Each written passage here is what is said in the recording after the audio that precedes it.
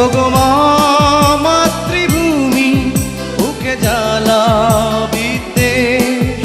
এই প্রশ্নের সোজা উত্তর তুমি দাও আমার